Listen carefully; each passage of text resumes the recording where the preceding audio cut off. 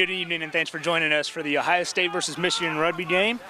We are live in Columbus, Ohio, Fred Beekman Park for the Big Ten matchup here. A lot of Big Ten tournament implications here tonight. We're going to go through the rosters for you for each team real quick. For the visit-in Michigan Wolverines, 1, Brennan Arnett. 25, I believe his jersey number is. The hooker, Evan Rourke. Tight head for Michigan, Jordan Almer. Lots are Matt Pylon and Drew Vecchio. Number 6, David Hiltzik. Open flanker, Kenny and Dutton. 8-man, Michael Lasivita. 9, Ian Ethart. 10, Grady Bridges. 11, Sequoia Burt Combs. 12, Christian Menser. 13, Jared Bosma. 14, Chris Padmos. And fullback, Joel Konzelman. For the host Ohio State Buckeyes, number 1, loosehead Trevor Zhang. Number 2, captain Jeff Walsh. The captain for Michigan is 8-man Michael Lasivita. I know the assistant captain is number 10, Grady Bridges. Tight head for Ohio State, Jeff Martin. Number 4, Kyle Kelly. The other lot is Dave Stauder. Blindside flanker Dan Nolan. Open side J.J. Emenecker. 8-man Santino Kua. Scrum half Luke Hickey, fly half Taylor Herf, 11 Brian Hoffman, 12 in center Ian Hildebrandt, out center Joe Blum, 14 Ben Williams, 15 Kyle Harmon. You may notice for Ohio State that the 2 centers unfortunately are out with injury, the 2 starting centers, so they are playing without Jeff Chatfield and Nevin Hurd tonight.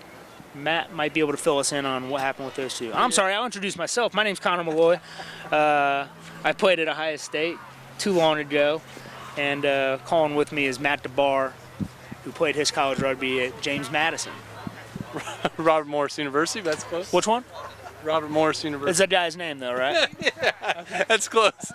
So, looks like we're going to be without Nevin Hurd and Chatfield today, both starting centers. And actually, we haven't had them play together all season during the Big Ten, so. But it is huge as far as a loss defensively, because those 2 together defensively are probably some of our best tacklers on the team in the back line. So having them out this week is going to hurt. Nevin broke his thumb last week in the Michigan State game where we tied the Spartans. And then Chatfield, I believe, is out. He's been out for a few weeks. I don't think he's going to be back at all this season. So looks like the Buckeyes are going to have to bring in the freshman again and see if he can hold down the fort, Ian Hildebrandt, which he's a good player. So hopefully he can step up and the Buckeyes can hold in the back line. Yeah, and this the roster tonight for Ohio State, I know, is kind of speckled with these freshmen, as we mentioned, in center Ian Hildebrandt, and then 10 they're starting fly half all year. Wonderkind of sorts, I suppose, Taylor Herf, who hasn't let them down at all. He's played beyond his years from what I've seen, and then in the back line, Ben Williams from Westerville playing 14, playing win for him. Right. And actually Taylor last week he went 3 for 4 on conversions. However, at the end of the game when it's 26-all with a minute to go, right in front of the sticks, we pushed it wide, and that could have had the game. So a bit sporadic on the year with his kicking. He's a solid freshman. He's going to be a great player for us moving forward. Had a bit of a problem at the end of the game last week, but I'm hoping his kicking game is back this week. Yeah, and certainly from what I've seen, there's no lack of talent as far as his kicking goes, and to be somewhat inconsistent, I suppose isn't too much of a surprise from a true freshman coming in, and right. And as far as his play in the field, to play 10 for a freshman, that's a tall order. That's a key position. You could liken that to being the quarterback, playing quarterback as a true freshman, and he's stepped up to the challenge. Buckeyes taking the field. Michigan is ready. Looks like Michigan will be kicking off. They've already got their forwards set right. Jeff Walsh leading his Buckeyes on, doing their traditional down the sideline run. This is a big game, Connor. If we can beat Michigan here, This is going to push us into second place in the conference in the Eastern Division behind Indiana, and that's going to set up next week. Not to look ahead, but if we can get past Michigan here, next week is going to be for the divisional championship in Bloomington. Yeah, huge implications on this game. So really how this Big Ten East has played out, and I don't know the ins and outs of it as well as Matt does as far as how this seeds and the point scoring and all that. I believe they've kind of borrowed from the European point scoring system, but from what I have seen, what is obvious is these teams are all beating up on each other between Indiana, Michigan, Michigan State, and Ohio State. There's really just kind of a lot of parity, if you will. They're all going back and forth in these games. There's a ton of parity in the conference, which was unexpected. They thought at the beginning of the year, everyone thought it was going to be Ohio State and Indiana kind of running the show, but Michigan has played above what anybody's expectations were, and they're doing quite well this year. And also Michigan State, we beat them last year by 53, and we ended up tying them this year. So, all four teams are really looking strong. We'll bring it back to the game. Michigan kicked off. Ohio State freshman Taylor Hurf put it down the field, challenged their back line. The back line from Michigan, they kicked it right back, and Ohio State's now got a nice possession inside 50, and that's a decent possession for Ohio State to put that ball downfield like that. Aside from a nice big turnover to get the ball right back inside 50, that's a positive for them. You see Santino Kua, sophomore for Ohio State, making a nice big run from 8 there. Here comes Stoddard from Hickey. Ohio State looks like they're maintaining possession well in these ruts. Luke Hickey's getting clean service from 9. Hurf to in-center, he and Hildebrand. Hildebrand finds, Joe Blum playing 12. Blum finds a nice gap there, cuts it up.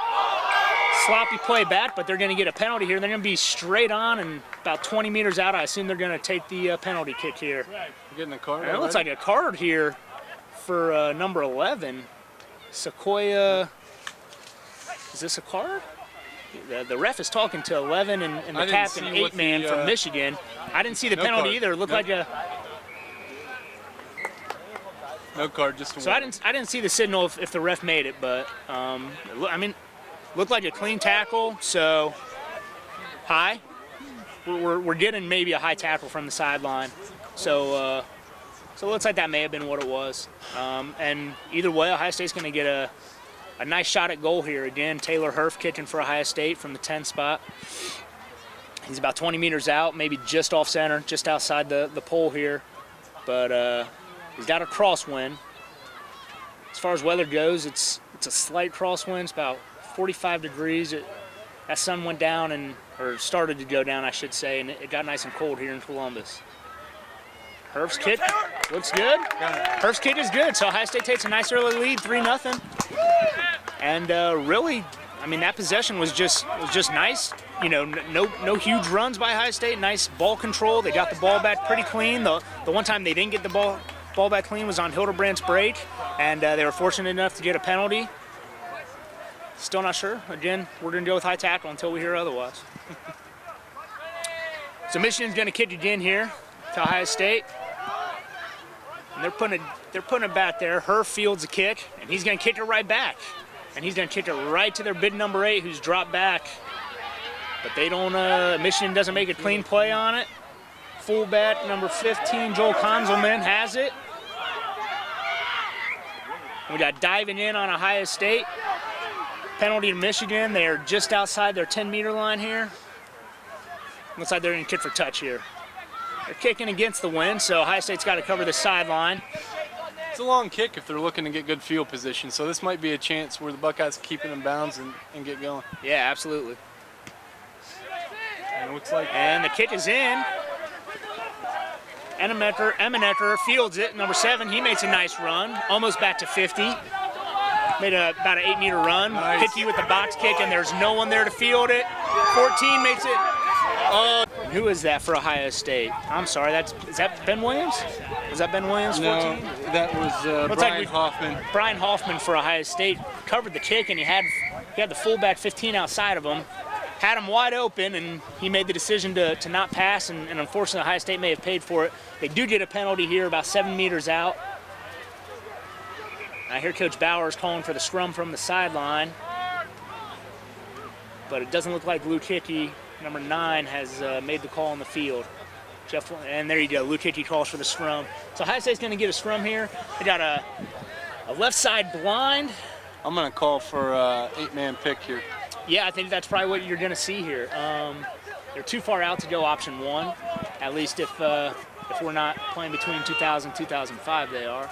And they've got a fantastic 8-man in Kua, and Yeah. so he runs hard and he's hard to bring down. So that's what I would say could happen here. Yeah, so we could see Kua, and I know they've got a left side blind play that they run, but Michigan gets a nice push on the scrum. You got to win the scrum before you can run anything. And I'll tell you what, Michigan just dominated Ohio State in that scrum. And they got the wheel, and even if they didn't get the wheel, they pushed Ohio State back and they turned them. And Ohio State was in no position to play any kind of ball there. No, they weren't ready. So for the roster changes for Ohio State, we got in center is Joe Blum. Out Center is Ian Hildebrandt. And then you got Ben Williams at 11, and right here you got 14 is Hoffman. Yep. Hoffman wasn't even on. Oh, Brian Hoffman. Okay, they just switched jerseys. Bad play, and Ohio State's going to get a chance here. Oh, wow, and Ohio State's going to get the scrum right back. So a mispass between the scrum half and the fly half there for Michigan, between Ian Ethart and Brady Bridges. Doesn't get a clean play on it. That was a kicking situation for Michigan. Ohio State, Luke Hickey makes a nice play on it. Tackles Michigan in their own end zone. So what we're going to have here is a 5-meter scrum to Ohio State. So Ohio State's got a chance to redeem itself for that last scrum. They're getting really good. And they're going, and they're look like the call was the. And it looked to me like the call was for a pushover, because it didn't look like Hickey was in position to play that ball. It was either a pushover or it was Kua picking. But Kua looked like he was making a move to get that ball, but it snuck back in. Well, I think the call was pushover. I don't know if Kua ever had the chance. And early on, Michigan has imposed its will in the scrum. And these guys have some size. They got their tight head at 6'2", 300 pounds. It's a big boy. That's a big boy. He doesn't look 300 pounds. That's a fit 300 pounds. In the wheelhouse there, they got 264s. One's at 222 and the other's at 260. So unless they're inflating their numbers on their roster, they got some big mass there pushing back. And Ohio State's going to get another chance. That's the only redeeming factor in these plays is that Michigan's still stuck with that 5-meter scrum, and what that usually is going to result in is a kick straight to touch. And Ohio State, on the last one, the pass was dirty, and Ohio State got the ball back on this one. Michigan makes a play, and Ohio State still gets a line out here about 8-10 meters out. So this is a nice beachhead possession, as Dan Porter would say, for them to do something with. Now they got to win the line out. Eminecker throwing in here. Their lineouts have been going a lot more smooth than their scrum, so it's hopefully. And just not played cleanly by Stoddard, but Santino Q is there to make the play. Hickey thinks about running, makes a pass to Herf, and Herf snuck in there, and Herf's down. And of course, for himself, he centers it, and Ohio State's going to take an 8-0 lead here. And that little hesitation step, I don't know if it was hesitation, purposeful or a dummy, but either way it worked out, and Herf was able to find a small gap, and he almost literally slithered through there and got a try out of it. They call him the rabbit, and there's good reason for that. He looked like he was bouncing through there. He looked good. So far early on, Ohio State's been scoring, but as far as the set piece, well, I shouldn't say set pieces. As far as the scrums go, it's been all Michigan. We've had 2 scrums, and Michigan's taken both of them from Ohio State. I'm sorry, 2 scrums to Ohio State, and Michigan has taken both of them. And 5 meters out, it's really unacceptable, and it's going to be hard for those forwards to regroup and to play in the open field if they're not able to establish some kind of solidity in that scrum. And I speak from experience there. If your scrums aren't going well for you, as a former front row, if your scrums aren't going well for you, it's tough. It's tough physically and mentally to stay plugged into the game in the open field. And if Michigan's going to establish its will there, then that could be to their benefit as the game goes on. It could be a long night for our pack. Could be a very long night for the pack. And if Santino's going backwards trying to play that ball, he's not going to get good ball out of the back of the scrum either. Sets everything off when that front row doesn't establish itself. Ohio State gets another kickoff. Looks like the ball may have trickled forward into Michigan territory. And Michigan's going to get it.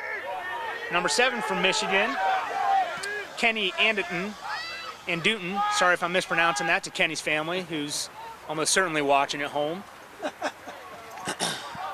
Michigan's got the ball just outside 22, just outside Ohio State's 22. We got a knock forward on Michigan, scrum to Ohio State. And we were about 5 meters outside the 10-meter line. We explained it the last game we did, but for those unfamiliar, 10-meter line is 10 meters from midfield. Midfield is 50 meters from goal line. The 10-meter line is essentially the 40-yard line in football, if you will. And then there's a 22-meter line that is 22 meters from goal. So it's not consistent throughout the field. We're going 10 meters from midfield, and we're going 22 meters from goal for those trying to play along at home. Hickey makes another botch kick. This one's going to trickle. That wasn't even a botch kick, more of a grubber, but puts it down the sideline. Nice little kick for him. Fielded clean by the 15 from Michigan, Joel Konzelman. Michigan's going to get a clean ball back here and a botch kick right back at him. And Brian Hoffman for Ohio State's here to play, and he's going to swing it as you hear them yelling from the sideline to Kyle Harmon, baby boy. Kyle Harmon's got one pass to make here if he wants to make it. Nice pass from Harmon, and that's to Hoffman. Hoffman makes a pass to Hildebrandt at 13. Hildebrandt makes a move, and he's going to find his team if he can get back with some Ohio State players, and he does. The ball trickles out here, and Ohio State's just trying to keep it in bounds at this point, and Michigan's trying to do the opposite. Luke Hickey gets a nice clean ball back. Missed pass, but Ohio State recovers. Has a tight head. Jeff Martin for Ohio State recovering. On the outside. And Kua, who is that? Is that Kua making the play? Running the ball? Yep. Okay, so Kua's looking to turn it on the corner, and he's not able to turn it on Michigan. But Ohio State's gonna again regain possession here from the ruck. They're gonna take a little forward ball off the side of the ruck here. Michigan stops it. And Luke Hickey's now going out to Herf. Herf to Blum to Hildebrandt, and they're bringing it all the way to the wing. Harmon, a little high for the pass, but Hoffman makes a play on it. They're going to retain possession, and there's enough guys there to win the ruck if they commit to it. Michigan's making a good play at it, and the ref's going to call diving over, and Luke Hickey takes a penalty quick here. Herf's going to try and sneak it. Herf's in for a second try. Real nice play. Real nice ball movement by Ohio State there. They moved it. They literally went sideline to sideline to sideline there. Brought it down here on the. They returned that kick to. I believe I called it as Brian Hoffman, but I believe it was Ben Williams who made the play on the far sideline, and he swung it over to Kyle Harmon, who eventually got it in Brian Hoffman's hands. Looked like they might make a break on it, but swung all the way out to Q on the other side, and when it comes back, Luke Hickey's able to get a clean ball to Taylor Herf, who sneaks in. Yeah, he wasn't able to center that, so it's going to be a little tougher kick, but he's got the leg for this. Let's see if he has the accuracy. Again, he's had a little problem throughout the year, but going at this angle, he should be able to sneak this in there. Yeah, it looks like he's about 20 meters from the post, and he lined it up just outside 22 meters out from the goal post. Kick looks good from here. There you go. And that's you see the touch judge and the near touch judge. I've noticed he's just doing a heck of a job getting around the field. He's a big guy, but he looks fit.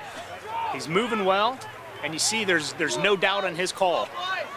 And it's a big thing from a touch judge. That's what you want from your guys on the sideline. It's an important role, and a lot of people don't take it serious enough. So the Buckeyes are up 17-0. Looks like we got about 26 minutes left in the first half. This is exactly how the Buckeyes wanted to start it. Absolutely. Michigan, another kick. Taylor Herf fields it again. He's going to put it back. That's Captain Lasivita, to his family. But 8-man fields it, and Michigan's going to return it right to about midfield.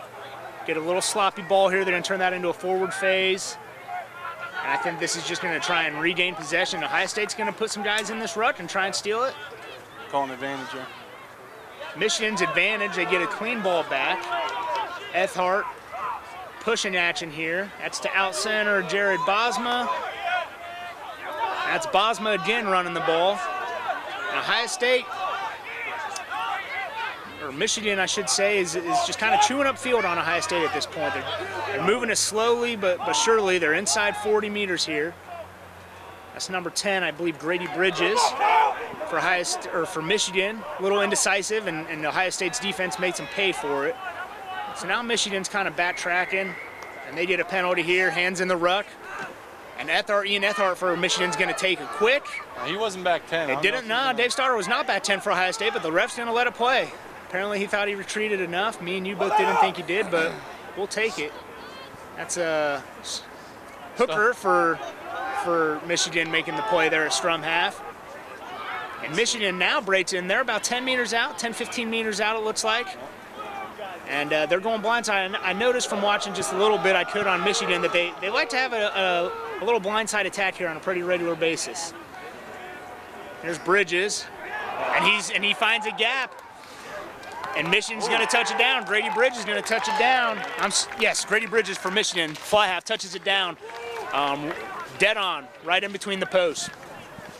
And we talked to Michigan's coach before the game, and I'm sorry, Matt, can you help me with his name? Matt Trineri from the Michigan head coach. And you know, you watch this Michigan team, and he kind of hit on it, and from discussing with him, you know, there's not a whole lot of flash with him.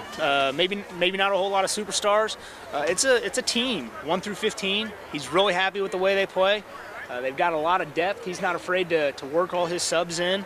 The 7 guys, I believe, that they're allowed on the sideline, and that makes it a lot easier. I shouldn't say easier, but it makes it a lot better for the 15 out there when you know, first of all, you got that competition breathing down your neck from a competitive standpoint. Michigan's going to slot the conversion here, which is going to make it 17-7. Yeah, 17-7. But as far as the competition goes in the practice field, and then, you know, beyond that, when you know if there's an injury or somebody's tired, that your backup's going to come in and he's going to do his job. You don't have to worry about any step down on the team. So 17-7, Ohio State. Ohio State's kicking here. That's Hildebrandt kicking off. Nice high kick. Stotter's going to get a play on it. He doesn't get it. Michigan's going to field it cleanly. Ref's calling for no hand, so Michigan's going to get this ruck clean back. Ethart. And Sequoia Burke-Combs. And this is the one guy, Sequoia Burke-Combs, number 11 for Michigan. He's the one guy that the Michigan coach told us, you know, you might want to watch out for him. He's an athlete, and he will make his presence known at some point throughout this game. This is what happened last week. They went up early on Michigan State, and then they let them back in the game. And they can't do that against the Wolverines here. And, you know, I know from talking to from Jeff Chatfield, who's not playing today, but from talking to him a couple of weeks ago, he said that was maybe Ohio State's biggest problem. Ohio State's going to get a penalty here, right on their own 10-meter line, diving over against Michigan. So they're probably going to go for touch here. Herf's probably going to kick for touch. Again, he's got that crosswind, so it's not an easy kick for touch. But get it out. What's important here is not so much getting it down the field, just getting it out of bounds. Even if it's 10 meters, get it out. Yep, absolutely. And there you go. That's going to stay in, it looks like. And 9, Ethart makes a nice play on it, but that touch judge is good. And he makes a heck of a call there on the sideline. And for those, but it's going to be a Ohio State ball. So Michigan got a chance there to play it, to try and keep it in bounds, but it looks like he may have had 1 foot, Ian Ethart there, scrum half for Michigan. Step out of bounds. Ohio State's going to get the line out here, 10 meters into Michigan's territory. Stoddard fields it clean, but makes a bad pass. Luke Hickey makes a short little pass to Hoffman. This is just going to be a cleanup ball here. They're going to try and recover possession. They got possession. Santino Cua takes a forward phase from Hickey. He passes it off to Joe Blum. That's a pass you probably don't want to see Santino making. Probably want to see him just take that ball in. And another penalty here. This was all sides. Penalty here to Ohio State. Again, about 10 meters. And again, you think Herf's probably going to go for touch here. So Santino Cua makes a heck of a run there. Makes it, you know, not as far as the technique goes, wasn't a bad pass, but probably not a pass. There's really no value in dishing that off to Joe Blum there, and Blum was in just about as bad position as Santino at that point. But Ohio State gets a penalty. Herf finds touch, and they're going to be about 22 meters out. Now on that try, Matt, we talked about those centers being out, and especially how it's going to affect Ohio State defensively, and I think you saw it early there, because that's usually that center's that center leading on that defensive possession there, and Grady Bridges from Michigan, I mean, he found a gap. They came up uneven, whereas experienced centers might not make the same mistake. Now that's kind of a weak call there. They called it not straight on the throw. I thought that was it was fairly close. It looked good, and you know, my philosophy is if the ball's close, you know, I guess kind of like holding in football. If it's not affecting the play, if that ball's straight down the tunnel and Michigan's got a play on it, then absolutely make that call. But if otherwise, just let it go. There's no reason to stop play. It was uncontested, yeah. I'm not saying it should, you know, a direct feed is okay, but if it's close, you should just let them play if it's uncontested. I absolutely agree. But, hey, refs have different philosophies than I do. So. You're right, though, in the back line. But Michigan, they don't have tremendous size in their back line, so it shouldn't be too big of an advantage. But they do have one heck of a guy back there with the Sequoia running. Yeah. And Michigan's going to get a nice possession here, and this is Grady Bridges breaking a couple tackles, and he's going to find a dish off to number 12, Christian Menser. Menser's going to take it. They're just across midfield. Ethart's going to make a pass. They're on that blindside attack. It's to Bridges. Bridges to Sequoia, Burt Combs, and Combs making people miss early. And he runs it into touch, unfortunately for Michigan, but Ohio State's going to get a line out. Jason Suey on the sideline for all those fans at home interested. And Ohio State's going to get another line out here. And so far, the lineouts, percentage-wise, they haven't been great for Ohio State, but they look clean. The throw-in looks good from Emmenecker. Stoddard looks to be well above the Michigan defense, or you know, almost lack thereof. They don't seem to be contesting much, if at all. But that one is finally won cleanly. Herf's going to get it, and he's going to put it right to 15, Konzelman from Michigan, and not a good possession for Ohio State there. And Konzelman's going to bring it right back down, and we got holding in on Michigan. Quick holding in call. That whistle was... He didn't give him much time. He did not give him much time. That whistle was blown before he hit the ground, but to Ohio State's advantage. And, you know, maybe me and Taylor Herf have... and barely finds touch, and maybe me and Taylor Herf, or me and the Ohio State coaching staff, for that matter, have different ideas. But for the most part, I would say that those kicks going right into the hands of the Michigan back line are not beneficial to Ohio State. And presumably that's not what he's trying to do. He's trying to find some space, trying to find some ground for that ball to hit or put it over their head, but it's just not working out for him early. Another dirty line out for Ohio State. Michigan contests and gets a hand on it.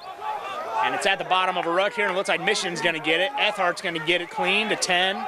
Bridges dishes it off to, I believe that might be the forward, the hooker coming around. They got numbers out on the wing. And Michigan's got numbers out wide. And 13, the out center for Michigan. Bosma takes it in, and he thinks about passing, but takes it in and tackle.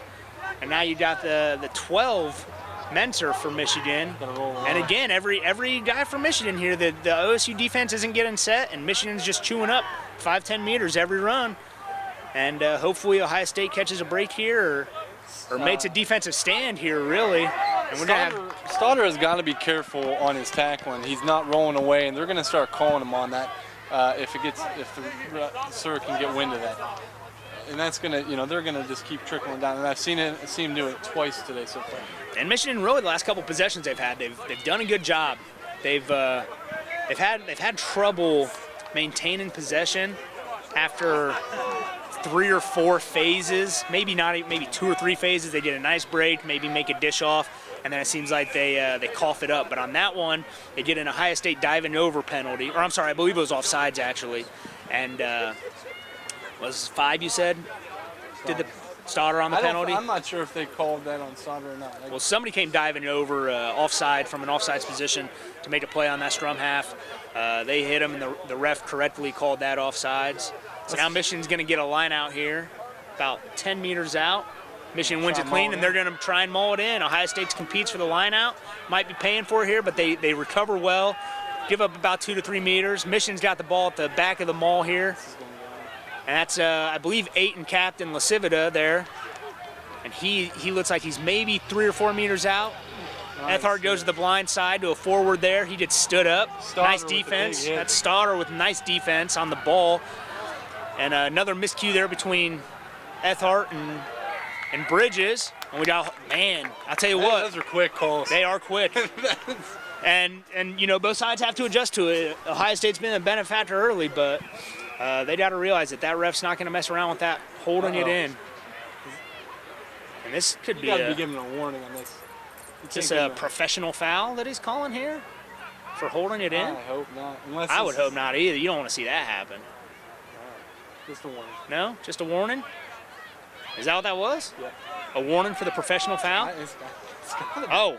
And Herf decides to take it quick instead of going for touch, and he's got numbers That's a left. smart move. Kyle Harmon. And he's going to find Ben Williams. Ben Williams keeps it in barely. Luke Hickey puts it downfield. He's knocked out by a Michigan defender. Michigan, yeah. Michigan kicks it right back, and this is just getting a little sloppy at this point, and it's going to be offsides on Hickey. You know, Ohio State identified that well. They had numbers. They went quick, but at some point they just got to remember to tip that ball away and go into tackle, man. Going into tackle is that's no loss. No. And sometimes those fast guys out in the back line with the big jersey numbers, they forget that and they just think they're going to run over everybody. or around or pass around and you know, the forwards are waiting, you know, take it into a tackle, man. That's nothing. You might get a bruise on your face, but that's all right. And Ohio State is going to get the ball back here. I believe it was a Michigan knock-on. Yeah, Rooney's calling for the late hits from the referee. Yeah, you saw Luke Hickey put the ball downfield. I called a little bit of gamesmanship, just a little shoulder from Michigan to take him out of the play, and it worked. Oh, and they stole it. Michigan again winning the scrum. Lasivita goes blindside from 8 for Michigan. He makes a nice break. The blindside flanker for Michigan takes it from him, and they're now right about 15 meters out. They're going to run a couple forward phases. Ethard again, he's going out to the loose head who's out on the wing. And that can be trouble when you find a big boy out there on the wing running against a wing. Ohio State's going to cough up some ground, but Michigan coughs up the ball. And Dan Nolan for Ohio State's going to recover. And it looks like they're going to get a clean ruck, and Hickey's going to get it. Maybe not. Michigan making a play on the ruck. And it's just an ugly ball here. Santino Kua chewing up some yards. And Ohio State's just trying to get their forwards in, get that ball back, take it into a tackle, get it back clean. And this should be a good ball for it as long as the support's there. Couldn't tell who took that. Maybe Jeff Walsh. Sorry, Jeff Martin. And Herf's finally going to find touch. Well, they saved themselves there. Yeah, they did. They really did. Michigan was pounding away. And the Buckeyes had a nice defensive stand, and Herf got rid of it, put him back out to the 10-meter mark. You know, that far 22-meter line has not been kind to Michigan because it seems like 3 or 4 times here they've been down right on it, right between 22 and 15 meters and poised to score. And, you know, whether it be a miscue or a knock-on or a Ohio State defensive stand, there's just been not a lot to their benefit on that far side. But Herf's going to put it out of bounds on the kick, and Michigan's going to get the ball back on the line out. Stoddard contending for Ohio State. Now there you go. There's the difference. and truthfully, this isn't a bias, even though me and Matt are clearly on the Ohio State side here. But the difference there between what we were talking about earlier, where Stoddard went up and fielded the ball clean and got called for not straight, is you know, on this one Ohio State was contesting Michigan's line out, and the ball went clearly on the Michigan side over the jumper's head, and they called it. And another good throw, another good lift, and just not played cleanly by the jumper there. I believe that one was Nolan. Michigan's going to get the ball back. There's going to be a knock-on by Michigan if the ref catches it. He may not have caught it. Ref didn't see it, so play on. Ethart's going to get another play to Bridges. This is to out center Bosma, I'm sorry. Ben Williams going to get a foot on the ball. That's going to, another foot. Played it on the ground. Nope, the ref didn't call it. I thought so too, but good play by Ben Williams there. A nice play there by Ohio State. It looked like that was Blum and Stoddard and Hildebrandt blowing that ruck over for Ohio State. Santina's going to take another one off the side here, and he's going to make a nice possession. That's a real nice possession by Kua. A nice run and rolled through. Michigan better be careful because you don't want to piss off a guy like Santino Kua. The kid is a tough runner, and you get him upset, that Italian boy is going to run you over. And you know, I can't speak to a whole lot to Santino's defense. Unfortunately, I just haven't watched it closely. But you are hitting the nail on the head with that run. And I mean, he is Well, they're He's giving a him the big business boy. while he's on the ground, and he doesn't look too happy. Yeah, he's a nice low punishing runner, man. And the one thing I would say for him, you know, he made the mistake early. Number 6 going to the Cinnamon. 6 for Michigan going in the Cinnamon. That's their blindside flanker, Hiltzik, for diving over. And again, I believe that's a professional foul that the ref's calling there. And it's just a repeat offense kind of thing. And Herf has trouble finding touch for the Ohio State penalty. But not a whole lot lost. 5 meters lost because 14 for Michigan. Yeah. Chris Padmos. That's not where you want it. Yeah, anyway. well, he's gonna, you know, with that fielding, he's gonna kick it right out of bounds. You know, if I'm Michigan, I'd rather see him, you know, try and return that, try and make a play on that. Nope. You had some room. You Had didn't have room going barreling left, down on but it. Ohio State's gonna benefit. And early on, I'd say Taylor Herf versus the Michigan bat 3. I'd say Herf's winning, man. He hasn't really had. You know, even the balls that have been played cleanly, they haven't done anything with. So if that's the case, you just keep doing it. And I think he recognizes that. Ohio State, a little loose and fast with the pass in there, and they're paying for it. Michigan, that was Sequoia. Hoffman's down. He flies up, and you got Brian Hoffman wing for Ohio State down. For those who don't know, you play on in rugby since it's a running clock. It's tough to stop. So for injuries, you try and avoid that injured man, but Hoffman's going to jump back up and get in the mix. Ethart for Michigan makes a box kick. Ben Williams back there to field, and this is what you want to see with your back line doing with the ball. And now he runs against Michigan defense. All by himself. And all by himself. And I'll tell you what, that's a nice play by Joe Blum there. That's a nice play by Joe Blum there on the ruck. He went in there, and he just dug his head in, and with one man alone, he won that ruck. And it's a nice play on Ben Williams, too. I mean, absolutely. He was tackled by himself. He dropped the ball, got up without touching it. I mean, that's really nice. Yeah, and you got Santino Kua for Ohio State. He tries to break it. That's all right. I think Santino needs to run a little more assuredly with that ball. I mean, the guy is obviously a punishing runner. And if he's gonna not pass, and that's great, just tuck it away and punish that guy across from you, Santino. But Ohio State's gonna get the ball back, and they're bringing it, swinging all the way back to the near sideline. And that's Herf, and Herf finds Hildenbrand on the one bouncer, and Hildenbrand, He's taking him in. man, nice play by him to not just go diving for that try. Nice. All right, baby. So Taylor Herf, I believe that was Herf. He swings it wide. He was looking for, I'm not even sure if he was looking for Blum or Hildenbrand there, but it's a one-hopper. Hildenbrand plays it cleanly. He's got one man to beat. Guy was just a step out of position. Hildenbrand slides off of him, and in a position, you know, he was really in a spot there where he could have just dove for that try, and really no one would have, you know, hated him for it, I suppose. Everyone would have understood, but instead he makes the extra effort to put that ball down in center. Ohio State's going to be up 22-7, and he's going to give Herf here a really good shot at making it 24-7.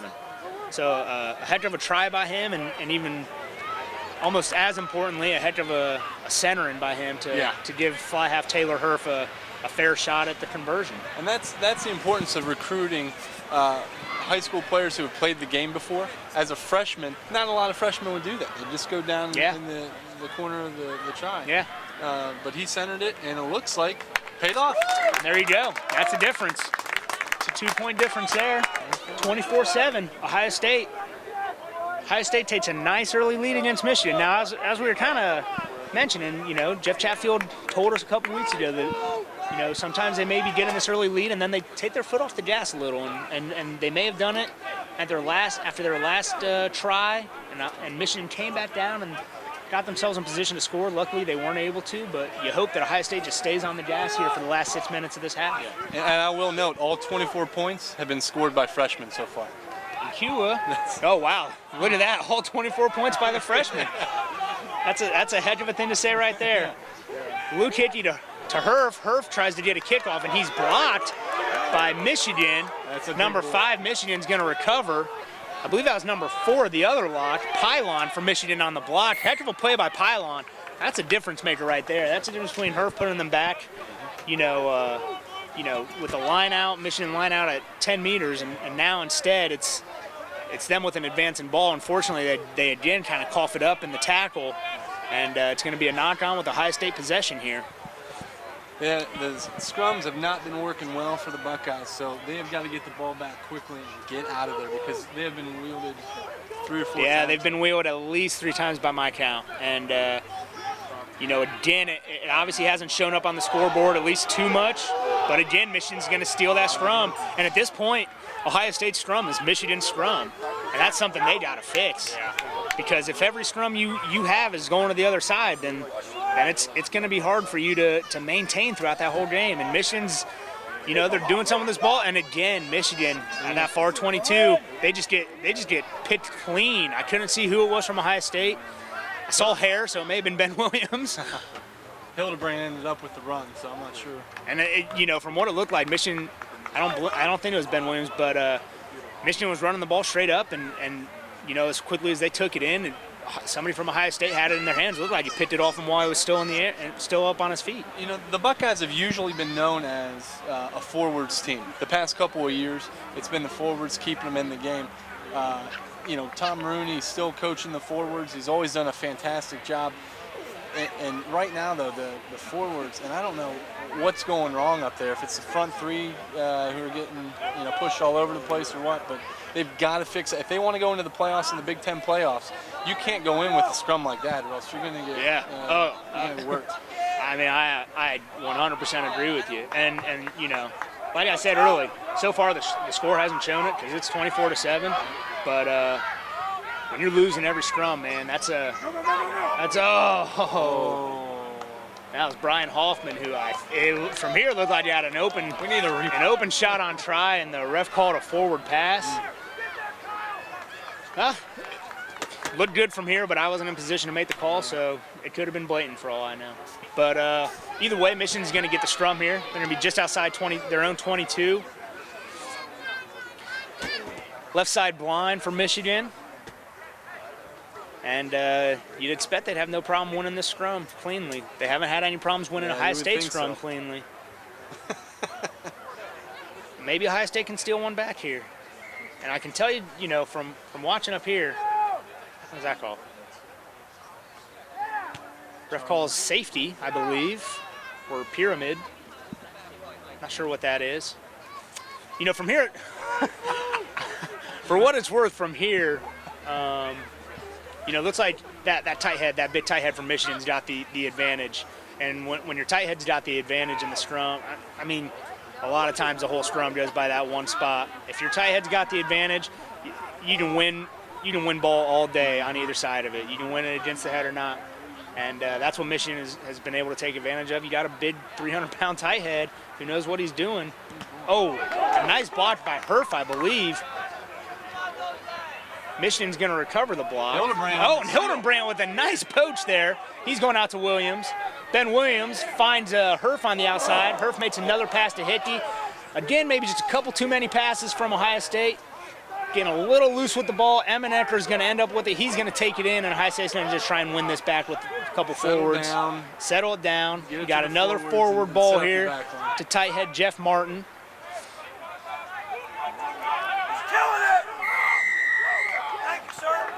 Jeff Chatfield with the call on the sideline is correct. He was called for killing it. Ref gives Ohio State the penalty. Luke Hickey probably shouldn't have made that pass, just take it in. Another penalty to Ohio State. Not sure what that one is. Talking. I believe that's what he called. Talking?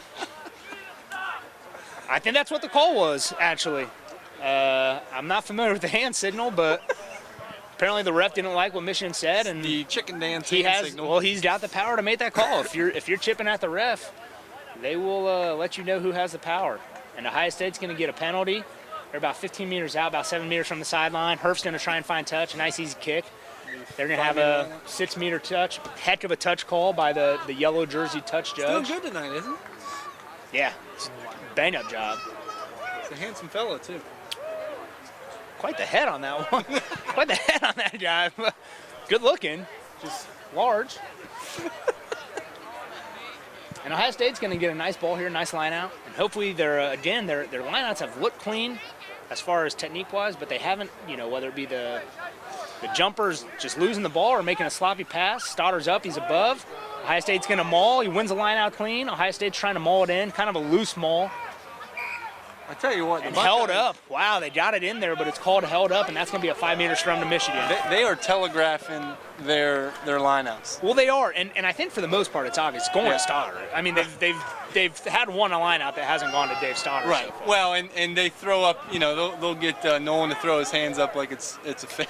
Right. And you know exactly where it's going every time. So Michigan eventually, I would hope, could catch on to that. But maybe. Let's hope not, actually. Yeah. Well, maybe, but it doesn't necessarily matter. I think. You know, where Michigan has established itself as the better scrumming team, Ohio State has established itself as the better lineout team. So it's set piece against set piece there. Q is going to pick and go right. He's got nothing. Look at that he man, breaks child. a tackle. Breaks a tackle against the open side flanker. He's going to get it right about a meter out. Not sure who that was diving. It may have been Luke Hickey. Ill-advised dive by the scrum half, trying to touch it down. And a try scored. And who got it? Jeff Martin, tight head. Love to see a nice tight head try. Jeff Martin, tight head for Ohio State, scores a try to make it 29-7. You know, those, man, I'll tell you what, I got a lot of feelings on when it gets down there on that goal line, because what you see so often, what you see there, and it, you know, fortunately it worked out for Ohio State. You see people getting a little greedy.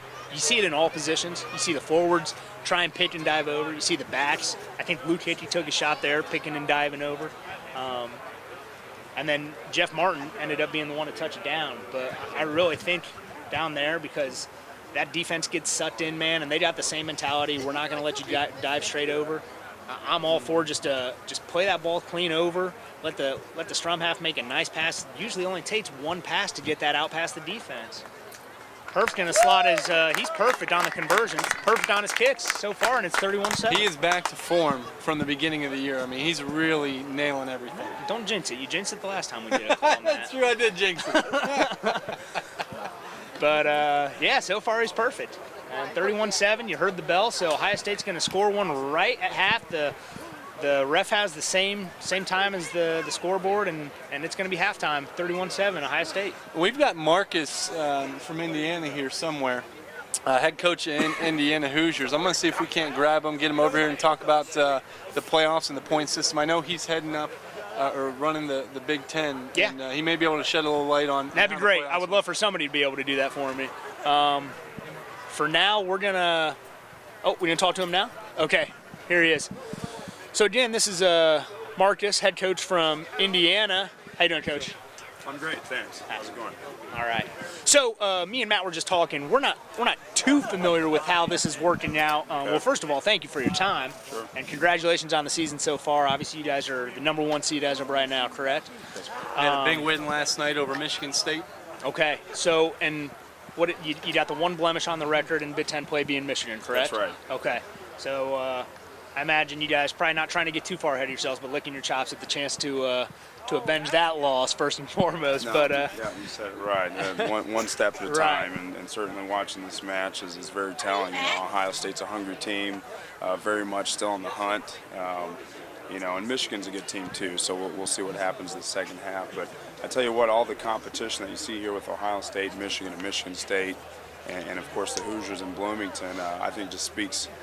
You know, bodes well for the level of competition that we're seeing this year in the Big Ten Conference. Oh yeah, it's great, man, and you know we kind of touched on it when we first started that you know, call it parity or call it what you will, but you guys have all gone back and forth. It seems like you know, I was trying to get a hold of what was going on in the league before the game here tonight, and I mean 1-1-1 for Ohio State. 2-1 for Michigan, 2-1 for Michigan. I mean, everybody's kind of beating up on each other. There's no prohibitive favorite at this point. Yeah, that's right, and like you said, so we're you know, we're staying very patient in Bloomington, and came over here to support the Big Ten in general. It's always a good atmosphere under the lights here, and Columbus's pitch, OSU pitch, but also to see what our competition is going to look like. So we've got to get through Ohio State before we can secure that #1 seed coming out of the Big Ten. So explain that to everyone, you know, watching at home here. How is the playoff structure going to work? It's going to be the top 2 teams from the East versus top 2 teams from the West. That's correct. We'll do the cross. So once we've established who the top 2 seeds are out of each division, Big Ten East and Big Ten West, then we'll cross divisions, and the second seed from the East will play the top seed from the West, and vice versa. So there really is a lot. I mean, there's a lot on the table for these games, and especially again, as we said, with those teams all kind of beating up on each other. I mean, it's one weekend for each team could make or break your season, and as far as whether or not you're going to play in that tournament. Everything's still very much up in the air right now, so that's the great thing. And again, I think it speaks a lot to the fact that we've got some great competition, some very quality teams, quality coaching throughout the conference, and frankly, I'm excited, just to be a part of it. So I think it's great. So right now, after beating Michigan State last night, you are in first place with 18 points. That's correct. Now, who is in second place currently? Is it still Michigan State with 13? That's right, and they just have 13 still after The last winner night. of this game, right now it looks like the Buckeyes, don't want to jinx anything, but if the Buckeyes win, they currently have 9 points, and it looks like they'll gain their bonus point. They should, yeah. They've already secured their bonus point for today's game, and if they secure the win, so they've at least got the 1 point. If they secure the win, then they will. They'll have their full 5 points, which should leapfrog them up to 14 points total. So if we can now, that's going to put us head to head with Indiana next week. Right. Now, winner of that obviously is going to finish in first place. Right. Loser of that, do they still have a shot at making the playoff pending the points? They do. They really do. The loser of that game, I think, will still be in the hunt, and it depends. Then it'll go back to what happens with next week's game in Michigan and Michigan State. So depending on how many points they score, how many bonus points are earned, and who wins and loses, you're right. Both of the teams from the Ohio State-Indiana game will be very much in it. Just depends on what the outcome of the Michigan State game will